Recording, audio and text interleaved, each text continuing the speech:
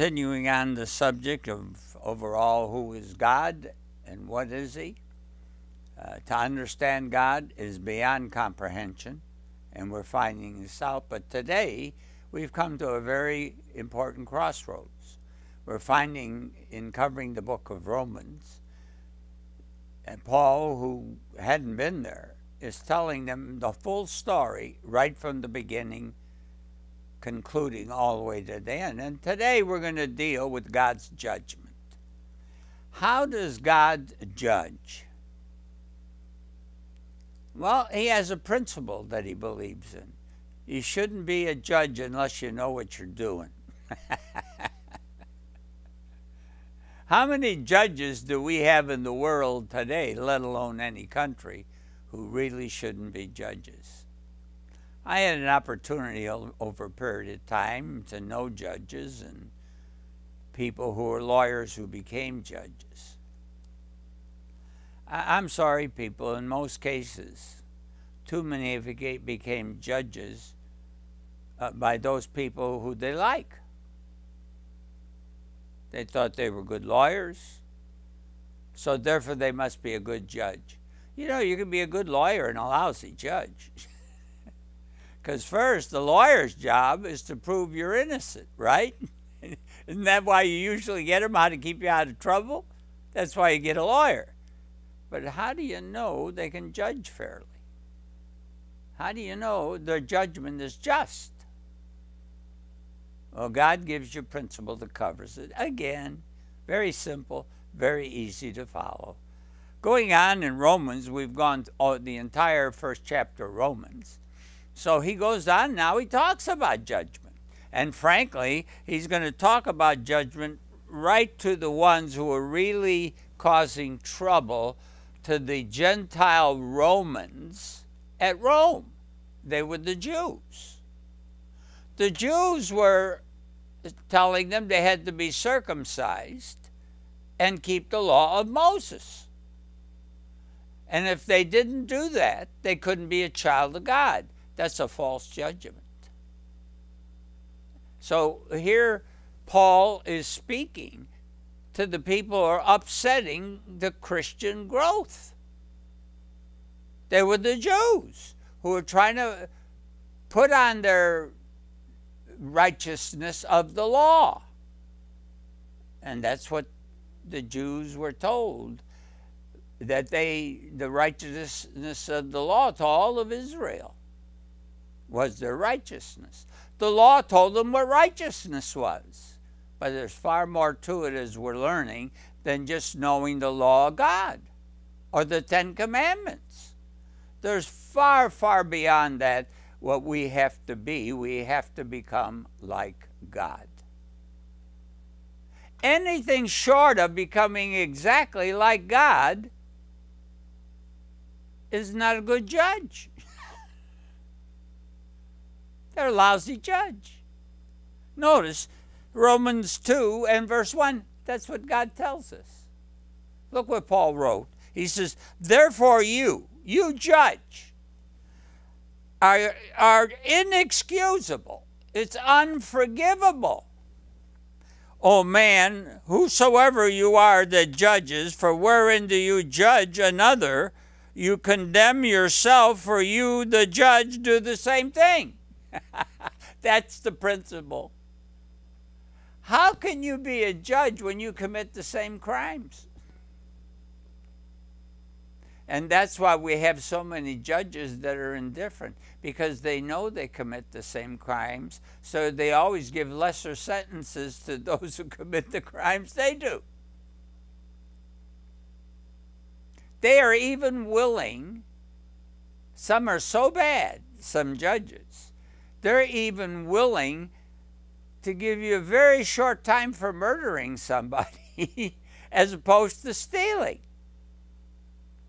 They do. You can almost tell how a judge thinks by the penalty he issues. Or she. Not only he, but he, she. So if you judge and yet in your mind, the way you think, is different than what you're judging, you're doing the same thing they're doing. You should excuse yourself. I forget what they call it in the judicial system. You recluse, what do they call that? I forget, but it doesn't matter. You know what I mean. They step down from the case and they say, I can't judge it because I'd be prejudiced. If you as a judge has one iota, one speck, one drop, one little piece that goes along with the crime that was committed, you've got to excuse yourself as being judge. That's why they don't take hearsay. One basic principle in all judges of the world, they don't hear hearsay. In other words, if a direct witness, an eyewitness who heard and saw what happened, if you're not in that witness program, if you are witnessing just by what you think, you are not to be a witness. But that applies to the judge, doesn't it? See, if you're a judge and you think like the person who committed the crime, how could you dare be a judge? How could you do it? You can't. Again, we're getting simple, aren't we? This is how God judges. The first principle, you've got to be pure in your mind. You've got to agree with the law as it's stated, as it's given, not how you think it should be interpreted. Judges are not permitted to interpret the law. Then you're a lawyer, and stay a lawyer. I'm not telling you being a lawyer, you shouldn't do it.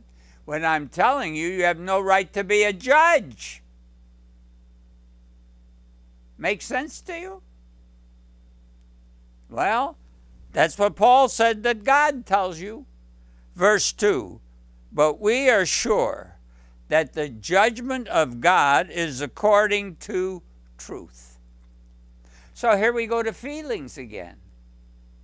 If you even feel sorry for the person who committed the crime, you got to excuse yourself. You've got to step down from that case and say, hey, I can be a lawyer, but I can't be a judge. I can't do it. I don't have the motivation. I don't have the belief. I'm being asked to judge something that I can't do. That's the problem. This is principle number 1. Or despises you the riches of the goodness and forbearance, the patience and long-suffering, not knowing that the goodness of God leads you to repentance. Only God knows how to rehabilitate you. That's why you have to follow a law. Nations have to establish laws for your good, not for laws that are for your bad. That's the second principle, and that's very important. So we see 2 things we've learned so far in this segment. We see that number 1, if you feel the person is not that guilty, or secondly, if you find out yourself that being merciful can't be considered, you've got to not be judging that way. But he gets into this ungodly mind, this person who's judging unfairly. And he says, but after your hardness, and again, we see that we need to look at hardness, and hardness means something is like a stone. Try to break a stone. It's pretty hard, isn't it? You're not going to move that stone, or a stone that's heavier than you can move. It's stubborn. It's that difficult, and it takes too much work. It'll never happen. And then impenitent heart, you don't even have the capability to do it. You don't know how to do it because you're so stubborn, you're so hard-nosed. And the hard-nosed, I know, I've heard it a lot, but I didn't know the nose was involved. But, you know, some people, you know, when they get so mad, you know, they huff and they puff, they go, that's what they do. They literally, the nose starts sucking in air. You know what it means? They want a lot of air, they can tell you off. Because you can't speak without breathing.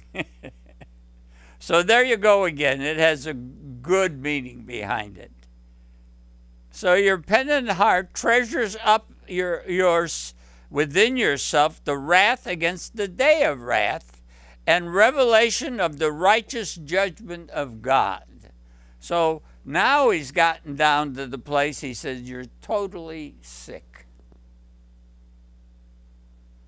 You have become so out of sync with the norm.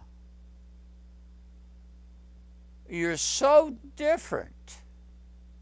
Like a wife says, you're not the man I married.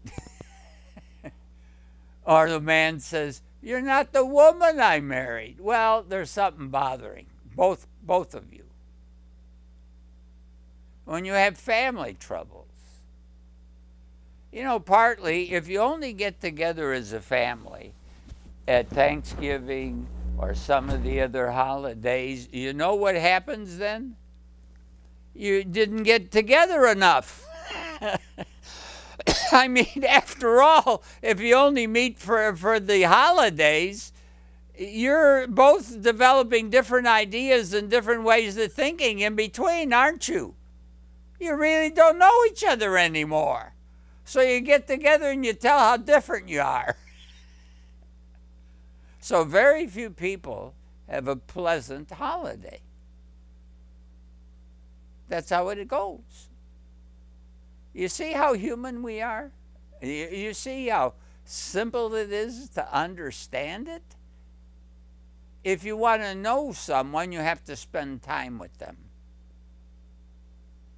If you don't spend time with them, you're not going to know them. And if you just spend all your time with friends because you have fun or a good time and you feel at ease, you're never going to know your family and you'll become hostile to each other. And that's what causes hostility. Time is important. Just as if you cut yourself off from God and you don't want to think of God, you don't want to talk to God, you don't want to sit and meditate about Him or what He's telling you to do. You want to spend very little time with God when you go to church. And that guy is one of two kinds of preacher you got. You got the preacher who's teaching you hellfire, or he's teaching you to love each other. It's one or the other. So you walk out either way satisfied, right? Because he scared you to death, and you're going to walk out and say, I'm never going to do that again. Or he's teaching you another way, and you're thinking, how good, boy, was that a good sermon. I loved that sermon. You know when you see a movie and it has a dramatic, horrific, bad, evil ending, how do you feel when you walk out of that movie? Rotten. But if it makes you feel like, hey, I can be like that. I remember as a child going to the movies. And, you know, my parents were pretty careful. They only wanted me to see basically movies that make me feel good. And I'd walk out, and I remember saying this to my mind. Here's a 10-year-old or an 8-year-old or a 12-year-old. You know what I'd say? I'm going to be like that. Did you ever say that as a kid? I did. Over and over and over again. One time, my parents took me to see The Bride of Frankenstein. I was so scared. Today, they laugh at it. You know, kids go and they laugh at horror today. Today, horror is in. The worse it is, the better the movie. And they laugh at it. Wait till you feel it. You're not going to laugh anymore. But I remember in the movie, behind the seats, we had different seats than they have today. You literally could hide behind the seat. And I remember I just had my eyes slightly above the seat. And every time I'd see something that really scared the death out of me, I'd poke my head under the seat. I walked out of there and saying, I'm scared, Mom and Dad. I'm afraid. That's the only two kinds you get. And I remember it thoroughly. So you see, if you have hope in good thoughts, in good things, in the way that you think and what you're doing, as opposed to bad thoughts, so you tend to be a person who will judge people honestly, properly, as a whole, the complete self, and render fair judgment according to the law. That's what you'll do. So this is what he's seeing. In verse 6 in Romans 2, here's what he said. Who will render to every man according to his deeds. That's judgment. That's godly judgment. That's proper judgment. To them who by patient continuance. So you got to have hope. You've got to see the bright side. In well-doing. Doing what's good for everyone. Even the person that you're condemning and have to pass a law. Even for them. Sometimes you're better off with a person that they be put to death than live the way they're living. People commit suicide. That's what they think. That's the reality of it. So we're starting to see now more realistically what godly judgment is. Godly judgment has to, in each and every case, think about the good of the person that's being judged. Am I looking at this person of how I can help them or how I can destroy them? Now, God never commits murder. When he puts somebody to death, we know he's going to resurrect them, right? So he can't murder. He might have you killed, but he won't murder you because God only puts you to death for your good to resurrect you in the future, and that's godly judgment. What is the right way to judge? So he finalizes how we should judge God's way. So it states in Romans 2 and verse 10, but glory, honor, and peace to every man that worketh good, to the Jew first and also to the Gentile. So don't start getting this racial stuff in or this cultural difference in or whatever difference between people, because God never judges that way. He just doesn't do it that way. For there is no respect of persons with God. If you're guilty, you're guilty. If you're not guilty, you're not guilty. It doesn't matter who or what you are. Don't try to make someone what they aren't. Don't start making up in your mind whether someone's a racist or a culturist or a nationalist, all right? Don't start doing that. That is a zero judge. No judgment. That means you're completely going by feelings. You're moved by your own emotion, your heart. So it gets down to the heart. The heart of the matter, we say. That's where we get. For as many as have sinned without law shall also perish without law. In other words, you're going to die anyway because you were sinning. And as many as have sinned in the law shall be judged by the law. So if you're going to sin, you're guilty. That's it. And if you're not, you're not. Forget about emotions. Forget about being stubborn. Forget about being hard-hearted. Forget about not knowing what you're doing, all right? For not the hearers of the law are just before God, but the doers of the law shall be justified, the ones who follow it. Just the way it's intended to be, not the way you want it to be. If you make laws as a president or a Congress or a parliament or a prime minister or a king or a dictator, if you make the laws interpreted your way, you're no judge. You are illegal.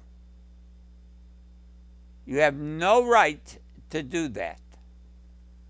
For when the Gentiles, now here's the point, remember he's reprimanding the Jews here because they're going around telling the people they have to follow the old covenant law of Moses.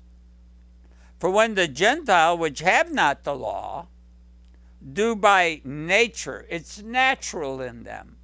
They wouldn't do anything against the law just automatically because it's opposed to what they are. Their heart is such they wouldn't want to do it. So if they have no law, do by nature the things contained in the law, these having not the law, that's the letter of the law doing it. In other words, thinking you're commanded to do it, then it are a law unto themselves.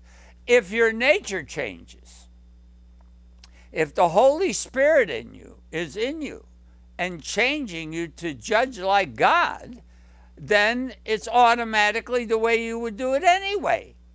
You wouldn't do it any other way. You wouldn't be stubborn. You wouldn't be hard-hearted. You wouldn't be confused in how to do it. You would just do it that way. It's you.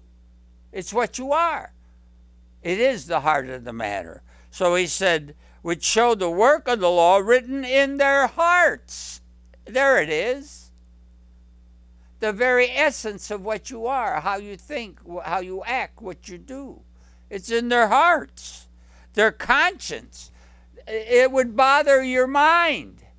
Instead of being hard-hearted and thinking you're right, it's just the opposite. Within your own conscience, you couldn't do it. It would be opposed to you because you're not that. Also bearing witness. So you, by this natural way that you are by nature through God's Holy Spirit in you, judging people God's way, and their thoughts, the meanwhile accusing or else excusing one another. In other words, unless you actually see someone doing wrong and you tell them they did wrong. Now, it doesn't mean you hate them. That's another big mistake we make. We equate hate, that we must have hate. There's no hate. If I see someone steal $1 million out of the bank, I saw it. I'm not fantasizing. I'm seeing it. I know what it is. In my conscious mind, I'm that way. And if you didn't, you didn't. And if you did, I start to understand. Then in verse 16, and the day when God shall judge the secrets of men, their true feelings, their true heart, by Jesus Christ according to my gospel. That's why all judgment, we read in John 5, is committed unto Jesus. He lived it all, did it all, understands it all. He was tempted in every way that we were. Every single negative aspect of human nature, Jesus felt. But he refused to capitulate. He wouldn't give in to it. He wanted to do the will of his Father because his Father told him it's the thing to do. He honored his Father. Verse 17, he told them, behold, thou art called a Jew, and rest in the law, and makes your boast of God. You tell me you know who God is. And I'm a law keeper. And notice his will. You know even what his will is as a Jew. He wants to make you in his image. and approves the things that are more excellent, being instructed out of the law. You think, well, because the law teaches you, you're superior. You're a better judge. No, you might just be a good lawyer, like I told you, but not a good judge. And are confident that you yourself are a guide of the blind. You're the one who shows them the right way. A light of them which are in darkness, who don't know better. Now we're down to the pithy part of it. It's just like O'Reilly says, don't get pithy. Pithy, what it's telling you, it means that you're getting down to things that you don't understand. You're just responding in an aggravated, upset way. Don't be upset. Don't be aggravated. Be patient. Be loving. Be forgiving. Be understanding. Be long-suffering. Administer the law as it really is, but don't be pithy.